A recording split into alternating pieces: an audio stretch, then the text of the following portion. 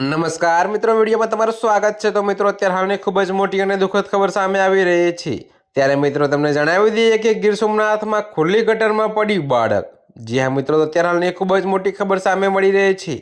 ત્યારે મિત્રો તમને જણાવી દઈએ કે ગીર સોમનાથના તાલાલા સાસણગીર રોડ પર તંત્રની ગંભીર બેદરકારી સામે આવી છે।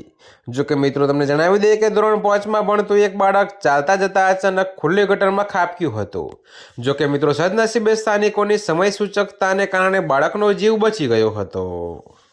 ત્યારે મિત્રો અત્યારે હાલની આ ખૂબ જ મોટી ખબર સામે આવી રહી છે। ત્યારે મિત્રો તમને વધુમાં જણાવી દઈએ કે રોડની કામગીરી દરમિયાન ઢાંકણા ખુલ્લા રાખવા બદલ કોન્ટ્રાક્ટ અને પીડબ્લ્યુડી વિભાગ સામે રોષ જોવા મળી રહ્યો છે। જો કે જવાબદાર અધિકારીઓ સામે કડક કાર્યવાહીની માંગ ઉઠી છે।